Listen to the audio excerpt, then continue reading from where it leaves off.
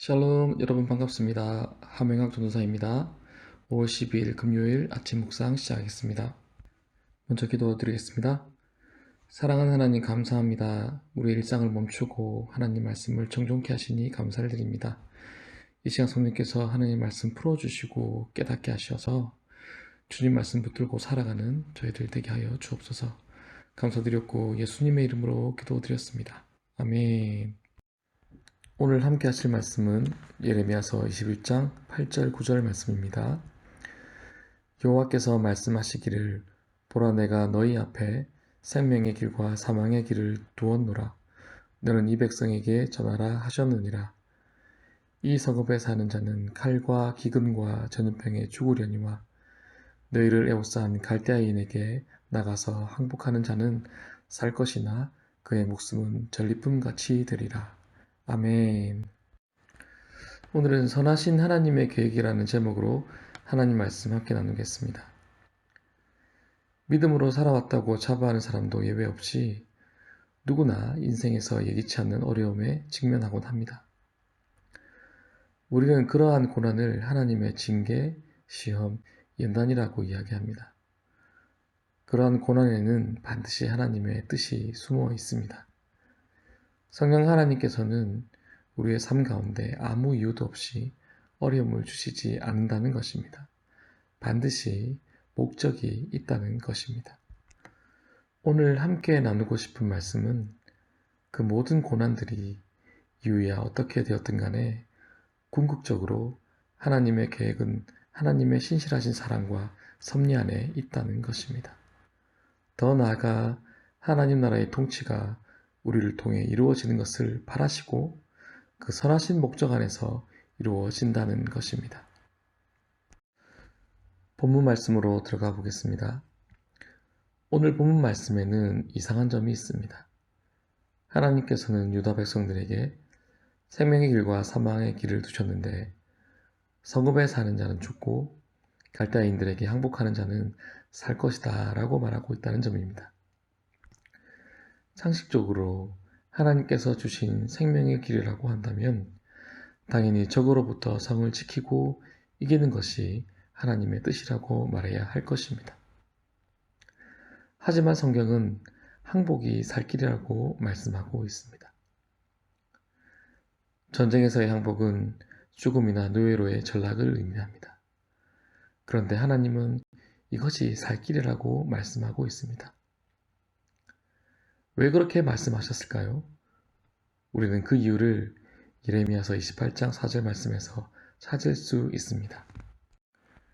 내가 또 유다의 왕 여호야김의 아들 여고니아와 바벨론으로 간 유다 모든 포로를 다시 이곳으로 돌아오게 하리니 이는 내가 바벨론의 왕의 멍에를 꺾을 것임이라 여호와의 말씀이니라 하니라.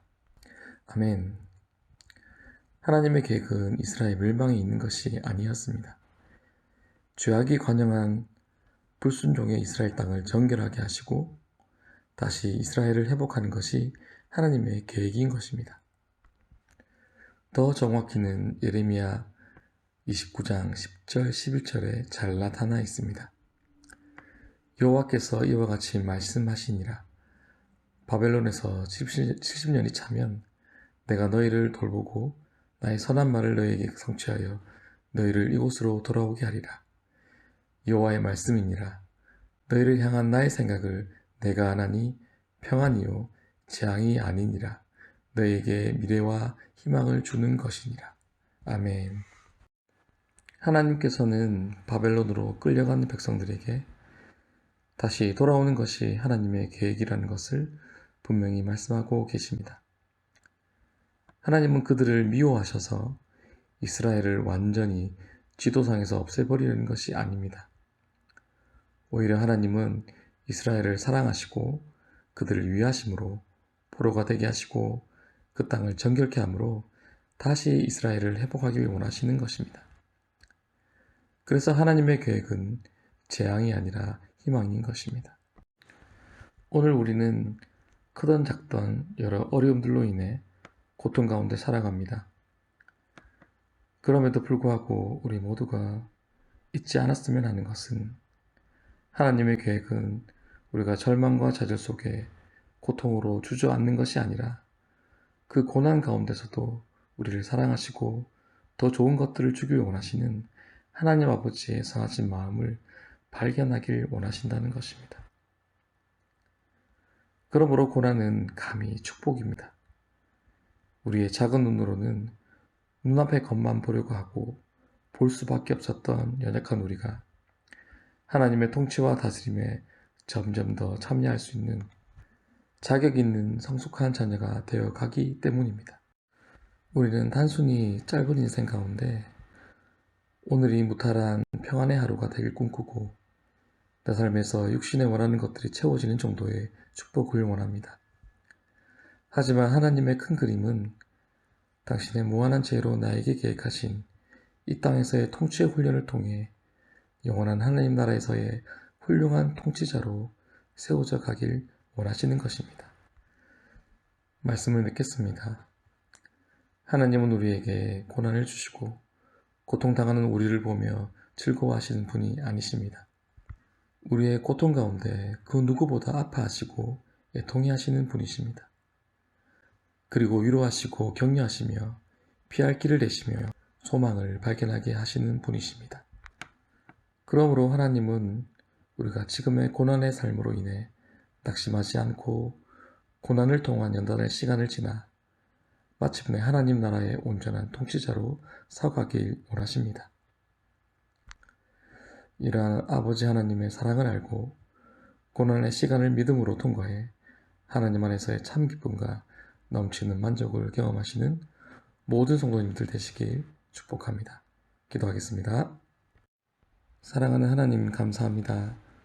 부족하고 어린 우리들을 포기하지 아니하시고 하나님의 크신 사랑으로 인내하시고 감사하시고 일으키심에 감사를 드립니다. 또한 고난 가운데 낙심하지 않게 하시고 오늘도 우리를 응원하시고 피할 길을 내시고 주님을 보게 하시니 감사를 드립니다. 하나님, 우리의 믿음이 자라 이 땅을 향한 아버지 하나님의 선하신 뜻을 발견하게 하여 주옵소서. 그래서 우리의 고난 가운데 낙심치 않고 오히려 고난 가운데 소망을 발견하여 하나님 나라의 놀라운 통치자의 모습으로 성장해가는 저희들 되게 하여 주시옵소서. 오늘 하루도 주님 손에 맡겨드립니다. 지키시고 인도하시고 함께하여 주옵소서. 감사드렸고 예수님의 이름으로 기도드립니다. 아멘. 오늘도 주님 안에 복된 하루 되시길 기도합니다. 샬롬.